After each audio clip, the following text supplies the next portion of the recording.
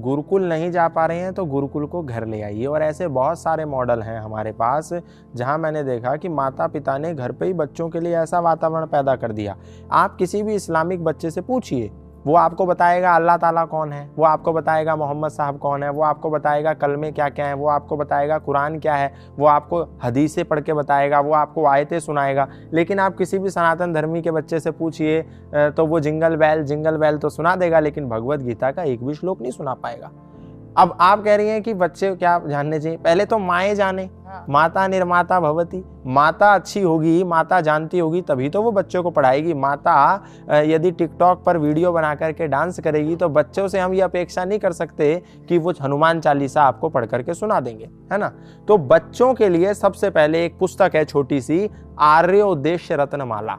ये पुस्तक जो है इसमें 100 डेफिनेशंस हैं। जैसे पहली डेफिनेशन धर्म की, दूसरी डेफिनेशन अधर्म की, तीसरी डेफिनेशन ईश्वर की, चौथी डेफिनेशन विद्या की, पांचवी अविद्या की। ऐसे सारे जो मूल सनातन संस्कृति है उसकी जो मुख्य परिभाषाएं हैं, वेदोक्त परिभाषाएं हैं, सत्य आधारित परिभाषाएं हैं, विद्या पर आधारित परिभाषाएं हैं और ज्ञान आधारित परिभाषाएं हैं, वो आर्योद्देश्य रत्नमाला में है। आपके बच्चे को पता होना चाहिए कि धर्म क्या है, उसको पता होना चाहिए ईश्वर क्या है, उसको पता होना चाहिए सत्य क्या है, उसको पता होना चाहिए स्वर्ग क्या है, उसको पता होना चाहिए नरक क्या है, उसको पता होना चाहिए पाप क्या है और पुण्य क्या है, ताकि उसको संसार में, इस समाज में कोई भी ढोंगी, कोई भी पापी, कोई भी दुराचारी, कोई भी अत्याचारी उसको ठग ना पाए।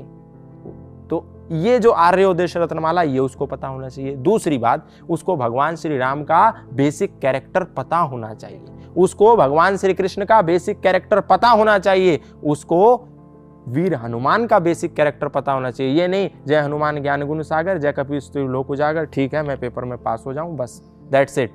ये नहीं उसको कि हनुमान जी पर लाल सिंदूर लगाया हो गया, ये नहीं कि राम लक्ष्मण जानकी जय बोलो हनुमान की हो गया, ये नहीं कि राम जी के आगे माथा टेक दिया लेकिन राम जी कौन थे पता ही नहीं। और जब ये पता नहीं होता तो घर में भाई भाई से लड़ता है, जब ये पता नहीं होता तो बेटा अपनी माँ से लड़ता है, जब ये पता नहीं होता तो पति और पत्नी में आपस में विवाद होता है। लेकिन जब उनको राम जी के सामने मस्तक झुकाने से पहले ये पता होगा मर्यादा पुरुषोत्तम श्री राम का वास्तविक चरित्र क्या था, तो हर घर में श्रेष्ठ भ्राता पैदा होंगे, हर घर में श्रेष्ठ माता पैदा होगी, हर घर में श्रेष्ठ भाई पैदा होंगे, हर घर में श्रेष्ठ पुत्र पैदा होंगे और हर घर में श्रेष्ठ पिता पैदा होंगे।